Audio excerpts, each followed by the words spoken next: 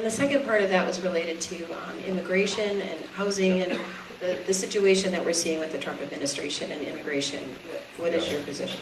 Well, you know, again, it's this sort of, this glee at human misery that bothers me the most. You know, and this is a tough, you know, I've been wrestling with all the 15 years that I've been in this crazy business.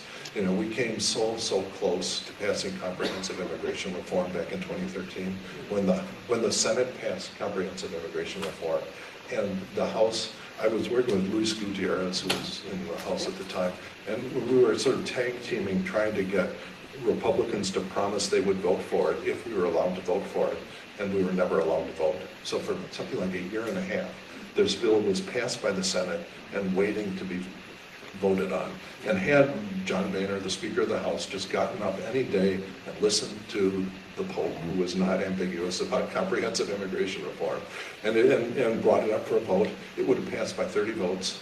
And that the bargain that's in there is important to remember, because that bargain is still there. All right, part of it comes to the recognition that we cannot open our borders. We just can't, because if we open our borders to anyone who wants to come the next day, half the population of the world will be here. So we need an orderly system to do that, and we need the rule of law. And so that's, you have to start by recognizing that, and then you have to start by saying, okay, we need reasonable quotas, because what doesn't work is if you have a lot more jobs for immigrants than you have slots in your immigration system, somebody's got to cheat, or you're going to have, or the economy won't work.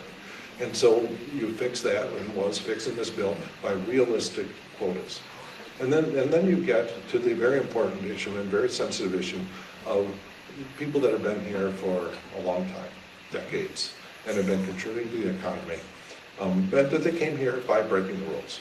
All right, and so and the deal that was in that bill, which I think is still available today, is that you pay back taxes if you haven't been paying taxes. You pay a fine for coming in here illegally. You are given a tough but fair path to citizenship. Okay, and then that's it. You have real enforcement of E-Verify, so you can no longer just hire people who are not legal to work here. That's the other side of the coin to get Republicans to vote for it. It would be a return to the rule of law. Okay, and a path to citizenship, and you'd have very strong background checks, because Democrats and Republicans agree that people with serious criminal histories should not be allowed to stay in the country. And what's interesting when we were explaining this is that, these 7 or so points that I just went over, the Republicans say the exact same thing, but they say them in different order. That when Republicans go through those 7 points, they start with all the hard-ass points. Rule of law, we can't have criminals in, all this sort of stuff. But at the end, they acknowledge that these are human beings that just want good lives for their children. Democrats do the opposite. We start with the acknowledgement of the humanity, and then we end, well, of course, we don't want criminals in our country. The exact same points in the opposite order, and for whatever reason, the American public, if you start with the hard-ass points and end with the soft ones, it is 40 points better in the approval.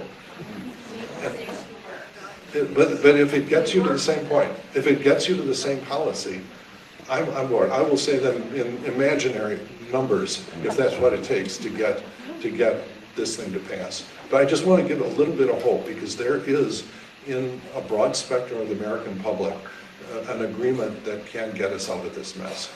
And we just have to find out a thread that needle. So.